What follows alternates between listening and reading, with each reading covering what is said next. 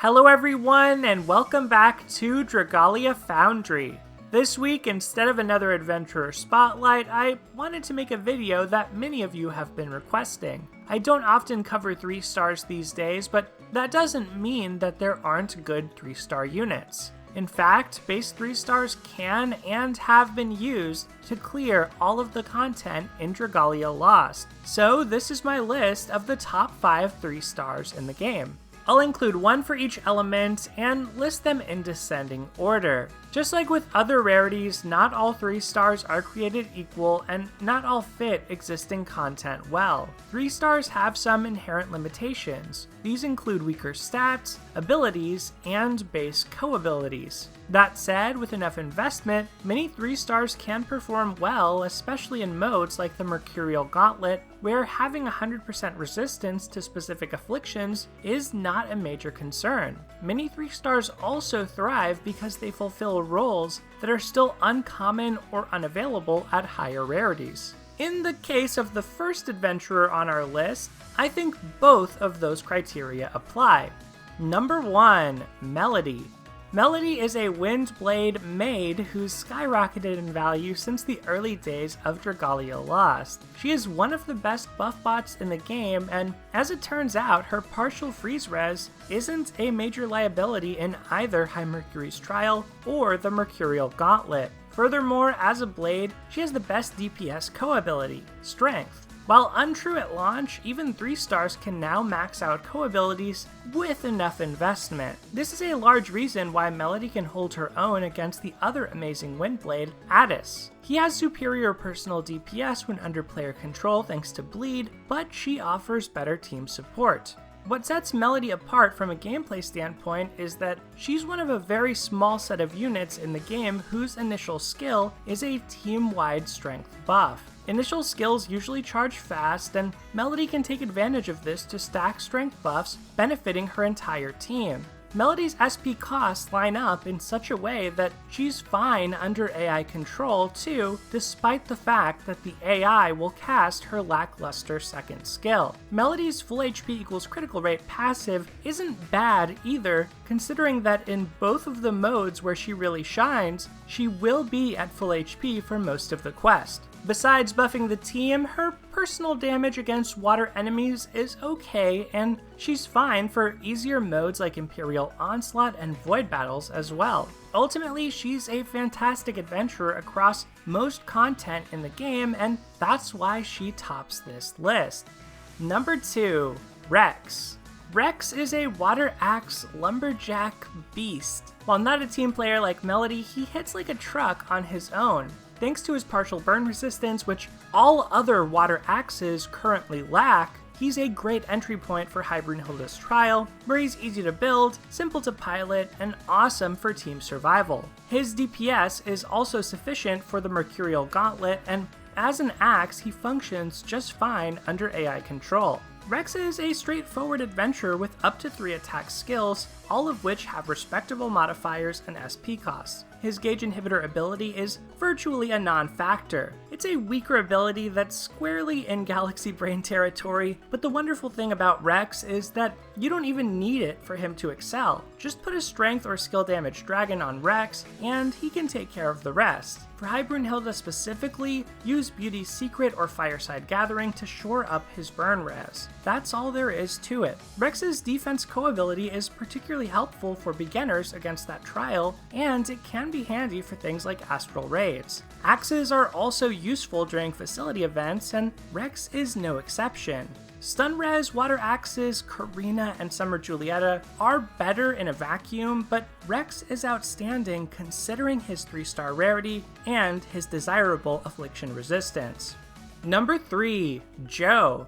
This may be the most surprising choice on this list, and perhaps the most controversial, but I think that Joe, a Flame Archer, has a lot more potential than many people realize. Burn is receiving a buff with the next version update that should make inflicting and maintaining it much easier. And outside of the 5-star exclusive Reyna and the limited units, Valentine's Ezzelith and Orion, well, Joe is the best burn bot. Joe has 2 attacking skills, the second of which can burn enemies with 90% base chance. he also has an ability that increases his chance of inflicting burn by 40% when his HP is full. With the planned affliction changes, this means Joe can reliably burn an enemy who has no built-in resistance at least 8 times before he risks whiffing at all, and up to 20 times total. This has a lot of potential with him as an AI in the Mercurial Gauntlet, specifically because of the Elegant Escort Wormprint, which grants 30% Burning Punisher. In that mode, not only does Joe offer up to 15% skill haste through his co-ability, but he can also buff your 2 strongest units via that limited print by steadily burning the enemy. In addition, Joe has stun res and is effective against High Midgard Sormer. If you're a new player, Joe's a safe pick once built since ranged units are easier to pilot in that fight. And if you're more enfranchised, Joe's viable on your solo team since ranged AI are easier to guide through HMS's attacks. Gala Cerise and Valentine's Ezilith may be great, but all in all, Joe should not be overlooked if you lack those options. Number 4, Zhao Lei. Zhao Lei is a light wand mathematician who dabbles in team buffs, much like Melody, but with more emphasis on personal DPS thanks to a skill damage passive. Zhao Lei has a unique buff on her second skill which increases both critical rates and damage for her team. Its SP cost isn't overly expensive like many second skills are, and since she wields a wand, she also comes with a skill damage co-ability. Buffs, the wand's co-ability, and solid personal damage are all desirable traits for the Mercurial Gauntlet. As a light unit, Zhao Lei has no elemental weaknesses, and she deals bonus damage against shadow foes. As a ranged character, she does have lower defense than melee units, making it harder to splash her off elements outside of MG. Zhao Lei's poison resistance is also still a question mark for High Zodiarch as well. Then there's Gala Cleo. If you have her, put simply, she's a better all-around wand unit to build and invest in. With those caveats, Zhao Lei is still one of the best 3-star wands in a vacuum. Her buff is short in duration, but it has high upside on characters that have high critical rates. She has a skill damage passive, a reasonable initial attacking skill, and a 5-star core weapon which grants her another attacking skill. Her DPS should exceed that of Lucretia and Amane, although their having curse res is a consideration. Right now, the only thing keeping Zhao Lei lower on this list is purely the lack of existing content for her and the unknown when it comes to the high dragons. Number 5, Zace.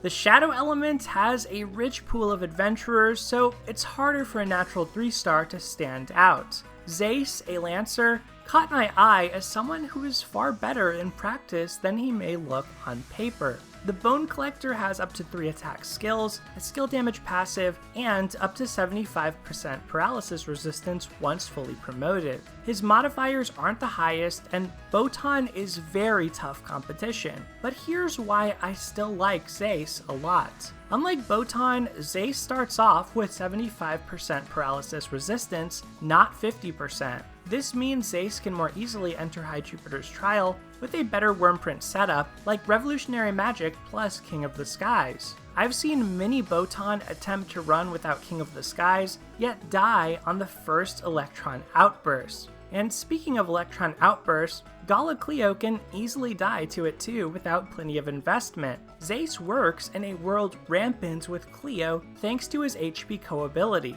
and we just so happen to live in such a world. Outside of High Jupiter's Trial, Zace suffers a bit. His first skill can inflict blindness, which is kinda novel, but there aren't many ways to capitalize on that fully. Most blinded Punisher weapons are rather weak, Norwin prefers to blind enemies himself in order to buff the whole team, and Nefaria doesn't really need Zace. Zace is also a weaker choice in the Mercurial Gauntlet, and that's why I chose him to round out the list. Okay, and well, that's it. One adventure of each element ranked to show off my picks for the best current 3-stars in Dragalia Lost. Some elements are deeper than others, and I've no doubt left off some of your favorite units who may be equally good in their own right. Do you have a favorite 3-star unit? Anyone else you think is great? Be sure to leave a comment and let me know what you think. Otherwise, everyone, thank you so much for watching. Take care, and I'll see you next time.